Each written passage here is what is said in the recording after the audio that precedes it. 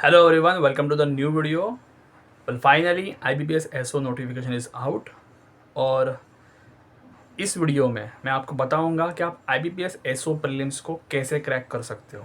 देखो, एक full proof plan दूंगा मैं आपको, उसके बदौलत चलो तो डेफिनेटली आपकी एग्ज़ाम क्लियर हो सकती है। ठीक है, और जैसे मैं हर बार कहता हूँ, मैं IBPS SO के एग्ज़ाम को एक अलग पैमाने में रखता हूँ क्योंकि ये एग्ज़ाम बाकी सब एग्ज़ाम से काफ़ी अलग है। ठीक है, तो सबसे पहले before I start speaking about the reasoning, maths, English, एक चीज़ समझ लो, आपको ये पहले ना गेम समझना बहुत ज़रूरी है कि गेम को खेलना कैसे है। देखो, 40 मिनट्स 50 क्वेश्चंस, ठीक है, प्रेशर तो पड़ेगा, ठीक है, लेकिन हमें 150 के सोचना नहीं है। ठीक है, 150 सोचने बैठ गए तो मैं एज ए टीचर आपसे बात करूंगा तो यार फिर बोलूँगा 150 में से 150 लो, but that is not fair. ठीक है, 40 में 50 करने हैं। दूसरी एक चीज़ आपको समझना है कि कट ऑफ का पैटर्न क्या चल रहा है। पिछले आप कुछ सालों से देखोगे या 2 सालों से कभी देखोगे, कट ऑफ उतर रहा है। इसकी वजह भी है, पेपर डिफ़िकल्ट जा रहा है, थोड़ा सा मॉडरेट से थोड़ा सा डिफ़िकल्ट जा रहा है। ठीक है, सबसे पहले आपको 2-3 चीज़ें बताता हूँ लास्ट के पेपर की, जो स्टूडेंट्स ने रिपोर्ट की थी। बहुत सारी हो सकती है, बट एक दो बता दूँ। उन्होंने कहा था कि सर ऑर्डर में कुछ नहीं आया था। ऑर्डर में कुछ नहीं आया था मतलब सिलोगिज्म एक आधा आ गया, तो दूसरे कुछ क्वेश्चन बीच में आ गए, उसके बाद फिर से सिलोगिज्म आ गया, मतलब इट वाज अनस्ट्रक्चर्ड। दूसरी चीज़, कंपेयर ने कहा था कि सर पजल थोड़े से हायर लेवल के थे कंपेयर टू द एसओ का जो एक्सपेक्ट करते हैं। ठीक है, तो थोड़ी सी उम्मीद लगाते हैं, शायद अगर उसी लेवल के आए तो we need to be ready. ठीक है, देखो, रीजनिंग, मैथ्स, इंग्लिश, ये तो सेक्शंस है अपनी जगह पे। मैं आपको पहले मैथ्स और इंग्लिश का बताता हूँ जल्दी, उसके बाद मैं रीजनिंग के बारे में बात करूँगा। ठीक है, अब देखो, कट ऑफ अगर मान लो जैसे हम एचआर की देखते हैं, 52 हुआ था, 39 हुआ था, मार्केटिंग का भी उतरा था। ठीक है, थोड़ा ऊपर नीचे रहेगा आईटी वालों का या दूसरे फील्ड का, बट हमें कट ऑफ के हिसाब से बात करने। मैं ये नहीं बोलता हूँ 52 कट ऑफ आया तो सिर्फ 60 करके आओ, नहीं, मैं इतना वीक तो डेफिनेटली नहीं कहूँगा, बट एक प्लान लेके चलना कि अगर ओवरऑल पेपर अगर थोड़ा सा हायर लेवल आता है तो कट ऑफ भी उसी तरीके से डिटरमाइन होता है। ठीक है, सबसे पहले हम चीज़ें समझते हैं। देखो, अगर आपको इंग्लिश अच्छी करनी है, और मैं थोड़ा सा ग्रांटेड लेता हूँ, अगर आप इंग्लिश के बारे में प्रॉब्लम में हो तो इसकी एक ही वजह है, वो भाषा और उसका मीनिंग समझ में नहीं आना। ठीक है, इंग्लिश के लिए देखो, सबसे बेसिक चीज़ यही होती है, आप ग्रामर को सबसे पहले स्ट्रॉन्ग करो। Right from adverb, adjective, pronoun, noun वगैरह सब ठीक करो। ठीक है, अब ये करने के बाद मुझे पता है कि सर ये करने के बाद भी हमारा कुछ ना कुछ तो गलती होता है, कंप्लीटली एग्री। ठीक है, लेकिन मेरी एडवाइस है, जो आप ये जो स्टेटमेंट्स है ना, sentence correction, error, word uses या फिर पैरा जम्बल्ड वगैरह, ये आप सबसे पहले जब प्रैक्टिस करने जाओ तो एग्ज़ाम पेपर से शुरुआत करना। ठीक है, एग्ज़ाम पेपर में किस तरीके से आते हैं, आपने शायद कोई सब्सक्रिप्शन बाय कर लिया होगा, वो मॉक वगैरह अलग चीज़ है, बट एग्जैक्टली पेपर से आप शुरुआत करो। और एसओ के अगर आपको पेपर ख़त्म हो चुके हैं या कम है तो आप दूसरे पेपर्स के ट्राई करो। आरआरबी के कर सकते हो, आईबीपीएस पीओ के करो, आई वुड रिकमेंड एसबीआई पीओ के करो, कहीं ना कहीं थोड़ा तो मैच करेगा, तो उस हिसाब से आप प्लानिंग करो कि इसको कैसे करना है। और मेरी एडवाइस है, देखो कैसे होता है, ये गेम ऐसा रहेगा, 40 में आपको 50 करने हैं। ठीक है, तो कुछ ना कुछ तो हर सेक्शन में आप स्किप करोगे, वट एवर रीज़न, टाइम नहीं है या आपको वो क्वेश्चन आता नहीं है। लेकिन एक अगर मैं सोचूं कि आप पर्टिकुलर क्वेश्चंस को टारगेट करोगे तो इसमें फ़ायदा आप ही का होगा। क्योंकि देखो कैसा रहेगा, अगर आप sentence error, correction, phrase replacement, इसमें आप फोकस करोगे तो आपका बेनिफिट ज़्यादा है। क्योंकि देखो क्या होने वाला है, 2 आरसी आने वाले हैं, 18 से 20 मार्क मैक्सिमम कहूँ तो 20 मार्क रहेंगे। ठीक है, तो बचे 30-32 क्वेश्चन जो रहेंगे वो 5-6 टॉपिक्स में डिस्ट्रीब्यूट हो जाएंगे। जैसे कि फॉर एग्जाम्पल जो लास्ट के हिसाब से मैं अगर बताऊँ, cloze test, word swap, word usages, phrase replacement वगैरह, shift to make, starter and connector करके था। ठीक है, अच्छा, स्टार्टर एंड कनेक्टर अगर आए तो मेरी एडवाइस है थोड़ा उसको ढंग से पढ़ना। ठीक है, वो जल्दी समझ में स्टूडेंट्स को थोड़ी सी दिक्कत होती है, ओवरऑल बता रहा हूँ। ठीक है, तो ये क्वेश्चंस अगर इवन फीलर्स भी आया था तो आपका गेम ये होना चाहिए, इसमें से अगर आप देखो, मैं आप प्रैक्टिकली बताता हूँ, मान लो 2 आरसी के हम लोग मार्क्स पकड़ते नहीं हैं। ठीक है, टाइम मिलेगा वो अलग चीज़ है, थोड़े से तुम करोगे आप 20, अगर आप देने बचे कितने 30 क्वेश्चंस, 30 करने को आपको पूरा मौका है। इसमें से अगर एक दो स्किप भी कर गया तो you have a good chance to score more. देखो, आरसी करना नहीं है मतलब ये नहीं बोल रहा हूँ करो ही मत, क्योंकि आरसी ऑब्वियस है एग्जाम में आपको लास्ट में करना है, क्योंकि उसमें आपको पढ़ना पड़ेगा। ठीक है, और वो स्टोरी बेस तो आने वाला नहीं है।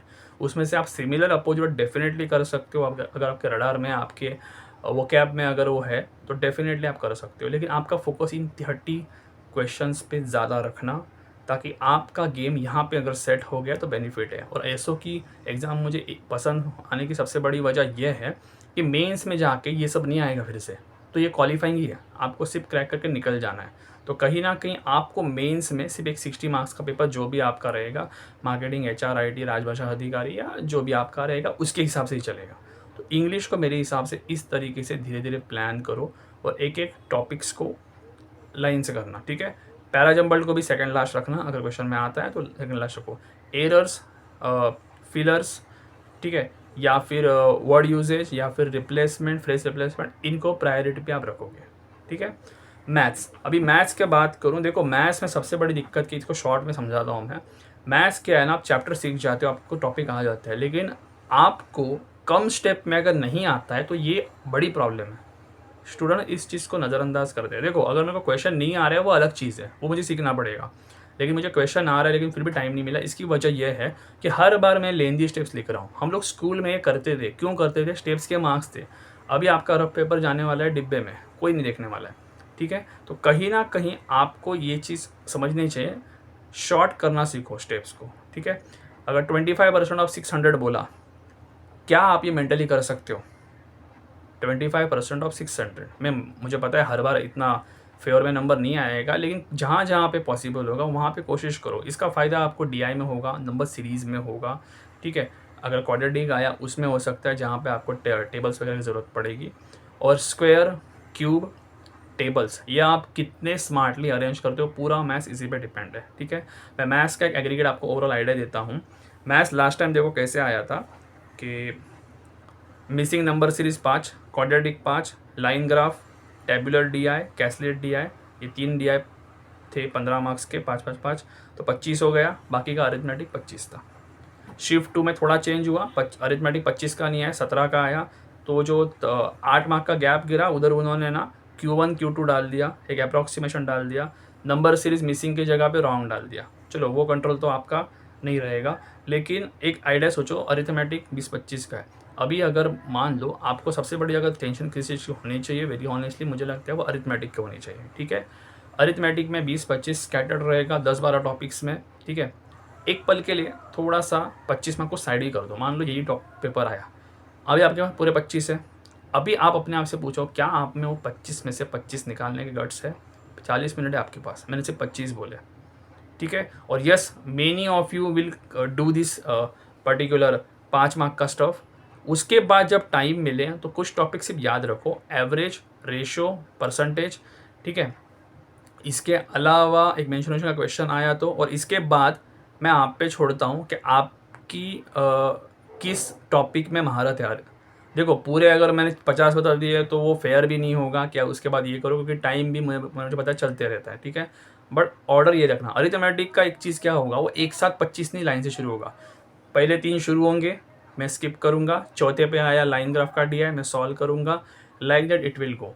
बट मेरी एडवाइस है, अरिथमेटिक के अलावा जो 5 मार्क के सेट के आएंगे उनको पहले उड़ाओ, ठीक है। वो नंबर सीरीज होने दो, क्वाड्रेटिक होने दो, या कोई भी प्रकार का डीआई होने दो, ठीक है। कैसलेट डीआई थोड़ा सा अलर्ट रहना, क्योंकि एक भी नंबर ऊपर नीचे किया तो पूरी बिल्डिंग क्रैश होगी, तो थोड़ा सा वो संभाल के करो, उसके बेनिफिट पे आपके जाओ। क्वाड्रेटिक इक्वेशंस थोड़ा सा मेंटली करना सीखो। एंड क्या होता है, टेबल्स भी बाय हुए, लेकिन आप मेंटली नहीं कर पा रहे हो, जिसके कोएफिशिएंट है या कोएफिशिएंट नहीं है, तो दिक्कत होगी। आपको यही चीज़ सीखनी है, कम स्टेप में कैसे करो। तो कम स्टेप में करना अगर आप सीख गए, मैं दावे के साथ बोलता हूँ आपकी प्रिपरेशन हाई होगी, ठीक है।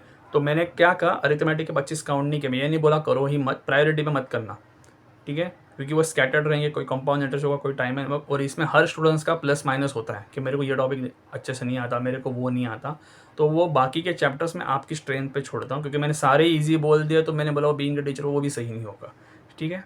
सो उस तरीके से थोड़ा सा हैंडल करो, और इसकी बेनिफिट क्या होगा कि आप अच्छे नंबर पे पहुंच सकते हो। मुझे पता है कट ऑफ आपको आइडिया नहीं होगा कैसा है, लेकिन पेपर अगर इजी जाएगा तो एक चीज़ याद रखना, इजी तो जाने से रहा, easy to moderate to confirm है।